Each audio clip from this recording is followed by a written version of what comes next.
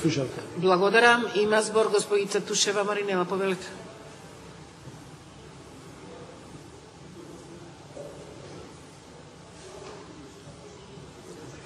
Благодарам, почитувана подпредседателки, почитуван заменик министер, почитувани колеги претеници.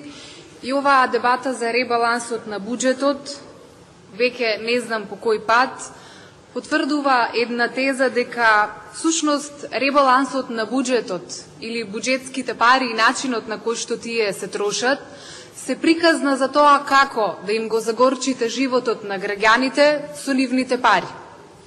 Токму заради ова, апсолутно не можам да го поддржам овој предлог ребаланс на буџетот, затоа што штипијани за почеток го поддржуваат овој буџет, го полнат овој буџет, меѓутоа буџетот ги заобиколува штипијани. Како поинаку да сватите, кога ќе предложите десетици амандмани и за Штип, и за Источна Македонија, и кога сите до еден ќе ви бидат одбиени со индигнација без никакво образложение.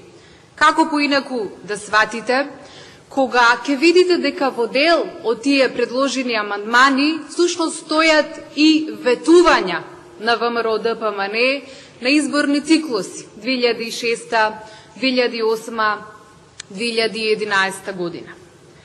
За почеток, мислам дека неколку пати во ова собрание сме зборувале за Штипската болница. Знам дека Штипската болница е многу стара, тоа сум го проценувала од око. Меѓутоа, ме шоки и од искуство со личните искуства во таа болница, меѓутоа ме шокираше податокот кога економскиот менаџер на Штипската болница на една јавна расправа за закон овде во собрание во сала 2 кажа дека Штипската болница е всушност зграда стара 70 години. Штипската болница во 2006 година требаше, според ветувањата на ВМРО ДПМН, да биде реконструирана. Тоа не се случи. Во 2008 година повторно ветување дека ќе биде реконструирана и комплетно обновена. Тоа повторно не се случи. Во 2011 година Никола Груевски дојде во Штип и свати, виде дека е тоа премногу стара и таа болница не заслужува да се реновира и даде ветување дека ќе се изгради нова болница. Ниту во предлог буџетот немаше предвидено средства, ниту за реконструкција на постоечката 70 години стара зграда, ниту за изградба на нова зграда. И покрај тоа што имавме амандмани, тој амандман повторно беше одбиен, повторно нема средства за Штипската болница. Јас ќе покажам слики за тоа како изгледа овој објект стар 70 години, во кој што се лечат и пациентите од Штип, меѓутоа тоа е клиничка болница, значи и пациентите од цела Источна Македонија.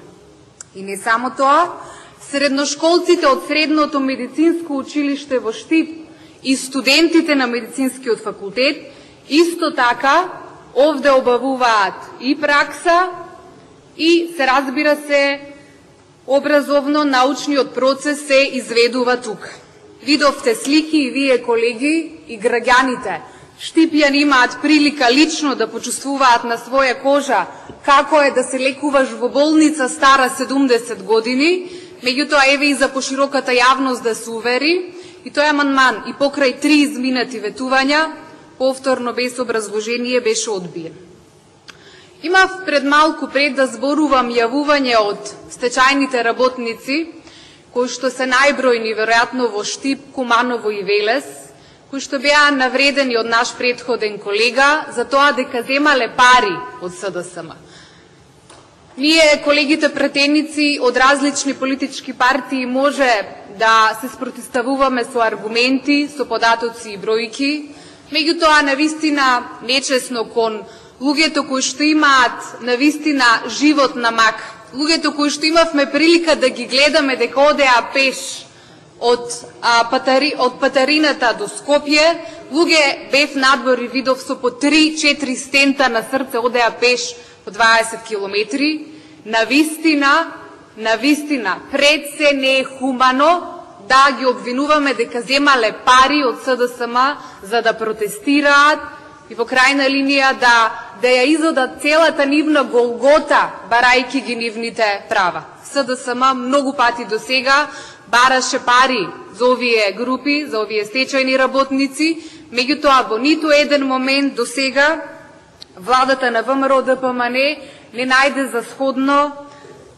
за сходно да одговори на тоа позитивно. Исто така, сакам да зборувам за уште еден друг амандман кој што го поднесовме, тоа е изградба на автопат од Штип Миладиновци Скопје и следна работа, реконструкција на патниот правец Штип Кочани Виница Делчево, изградба на трета лента. Предходно на една реплика зборував за тоа дека во Македонија изминатите 6 години се изградени само 7 километри автопат, тоа не е моја реченица, тоа е реченица на министерот Ставревски во неговото експозе за ребалансот на буџетот, а нашите соседни земји, ги цитирав преска, имаат по 30, 40, некои имаат и по 90 и 80. Србија има 80 километри нов автопат. Па колегите тврдеа дека тоа биле фамозни бројки, исто колку што и нашите се фамозни, по изјава на Зоран Ставревски. Мислам дека навистина, дури иако е за партиски потреби, е премногу. Има податок од СВР Штип, кој што вели дека во изминативе години на патниот правец Штип-Велес се случиле 500 сообраќајни несреќи. Изминативе 10 години на тој патен правец имало 350 човечки жртви. Во просек, годишно, на патниот правец Штип-Велес гина 35 луѓе.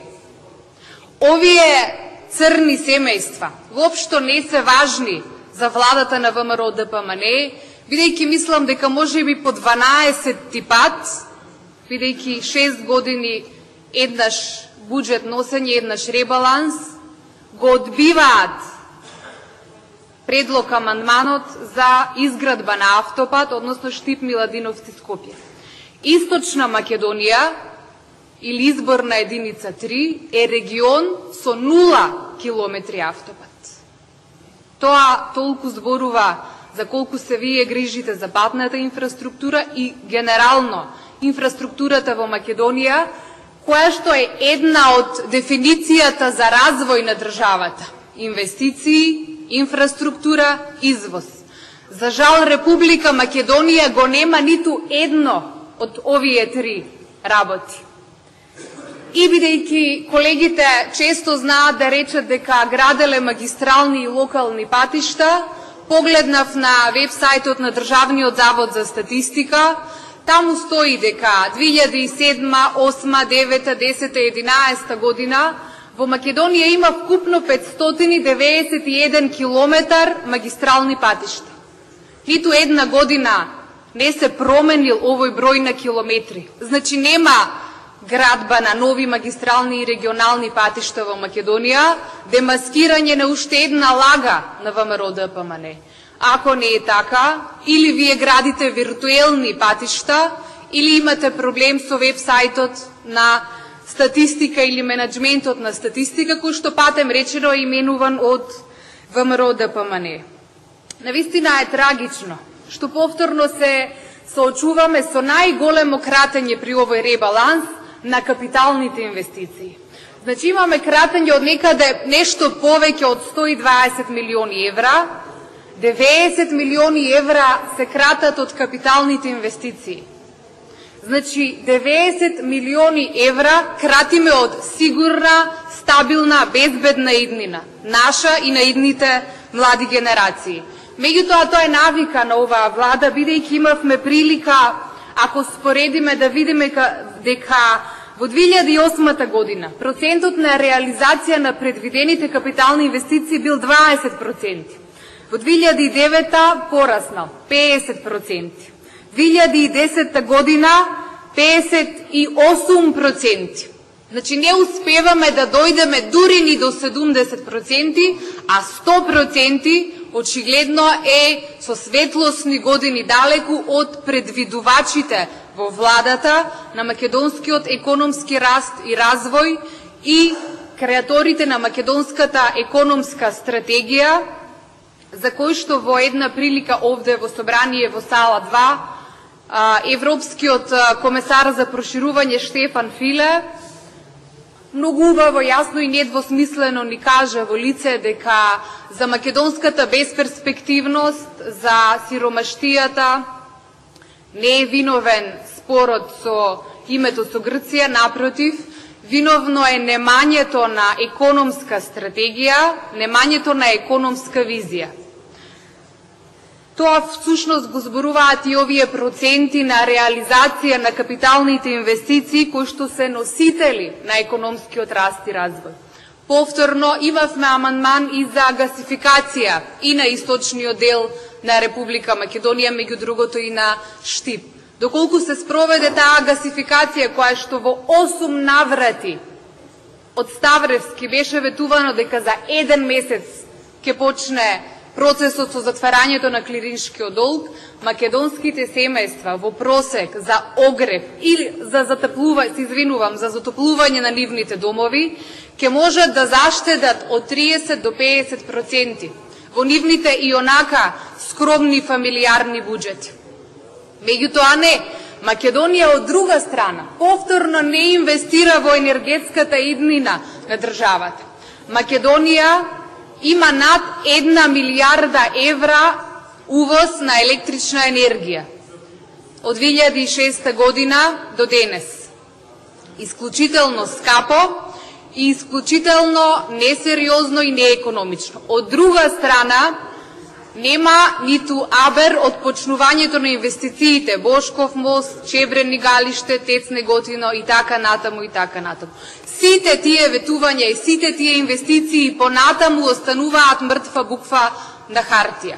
Само да подсетам дека од 2006 година за 10 години Македонија не дала ниту денар за увоз на електрична енергија.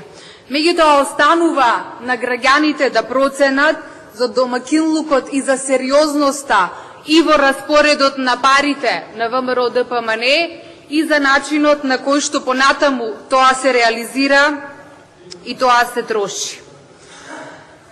Сега би сакала да зборувам за поединечно за буџетот на неколку министерства кои што сметам дека се важни, а од друга страна навистина многу се крати. Како поинаку да сватите дека не е тенденциозно да скратите од секретаријатот за европски прашања повеќе од 25%, а вкупното кратање на буџетот да ви биде 5%. Како да мислите дека не е тенденциозно ако во буџетот на Министерство за одбрана, НАТО, интеграции го кратите за повеќе од 70%? Како да не сватите дека е тоа тенденциозно? Меѓутоа ќе одам по ред. Инвестиции во образованието се кратат од 484 милиони и 908 илјади денари на 389 милиони денари. Овде има кратање во делот на Универзитетот Гоце Делчев Штип, во делот на капитални инвестиции на пола. Односно, биле предвидени капиталните расходи 97 милиони денари, скратено на 51,985 илјади денари. Значи, ги преполовувате овие инвестиции во Универзитетот Гоце Делчев, кој што како нов универзитет исклучително е потребно и неопходно да останат во буџетот на универзитетот. Понатаму, еве, например, за споредба се крати и во образование, и во одбрана, и во ЕУ интеграции, меѓутоа се крати секако кај патна железничка инфраструктура, меѓутоа, например, не се крати или се крати исклучително малку во делот на музеј на ВМРО и музеј на жртви на комунизмот. Од 150 милиони е скратено на 125 милиони. Значи, било 2,5 милиони евра, останале 2 милиони евра. Неколку пати прашавме и до министерот за финансии и кај министерот за култура, зошто, која е потребата од овие 2 милиони евра кај музеот на ВМРО, кога комплетно е готов, комплетно е завршен и има можност, односно тоа и беше идејата да се само финансира од влезни билети. Меѓутоа, се уште не добиваме одговор. Значи, зборував од 206 милиони на 70 милиони денари се кратат средствата во делот на НАТО интеграции кај Министерството за одбрана. Се крати школата за пилоти и еден куп други средства за едукација на кадарот кој што работи во Министерството за одбрана. Се крати исклучително многу кај Секретаријатот за европски прашања и кај Министерството за надворешна политика, за надворешни работи, меѓутоа не се крати кај економските промотори. Например, Секретаријат за европски прашања, делот на зајакнување и развој на процесот на европската интеграција се крати за 50%. Или од 5 милиони и 700 илјади се крати на 3 милиони и 150 илјади. Делот на Центар за обуки се крати за 80%. Или од 690 илјади на 170 илјади.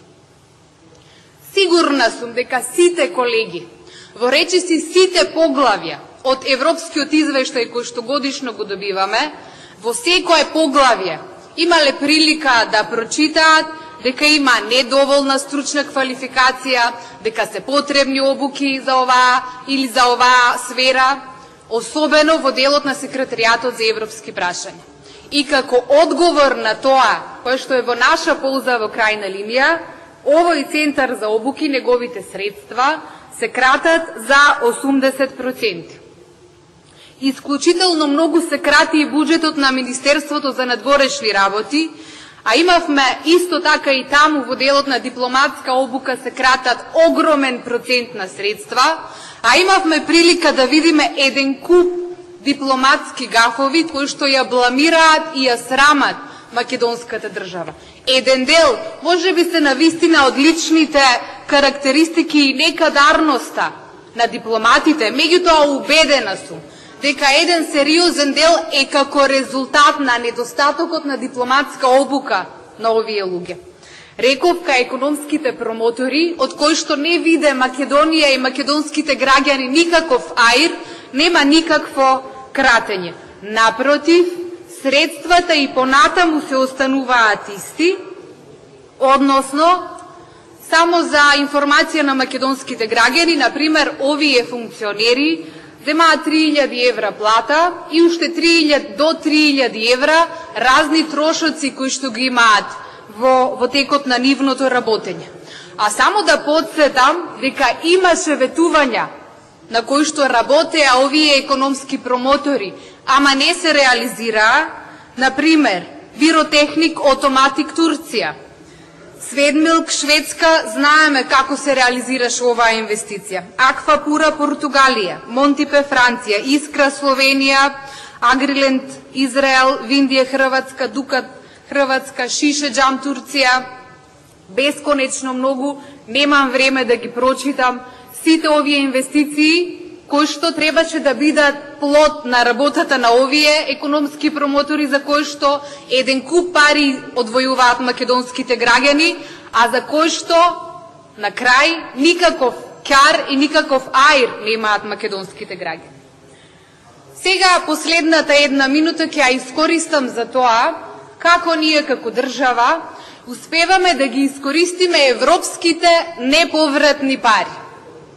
Значи, во изминатава една година Македонија се задолжи за некаде 700 милиони евра кредити. Имаме од Европска Унија преку ИПА фондовите на располагање 620 милиони евра неповратно. Не ги враќаме. Македонија од 2007 година до денес од овие 620 милиони евра успеала да искористи 90 милиони евра. А што неправилно се користат средствата од буџетот, од джебовите на граѓаните, дури не умееме ни овие неповратни средства да ги искористиме, не умеете македонските институции да ги натерате. Еве, например, имате регионален развој, рурален развој, кај делот на рурален развој или подршка на земјоделците. Предвидени 88 милиони евра, Македонија успеала да повлече 1,5 милиони евра. Благодарам. Благодарам. Немам време да удам ставка по ставка, меѓутоа секако тоа ќе го направам во следно некое излагање. Како и да е, и овој пример и претходно со буџетот покажува исклучителна несериозност и во планирањето и во реализирањето на буџетот. Благодарам. За реплика е пријавена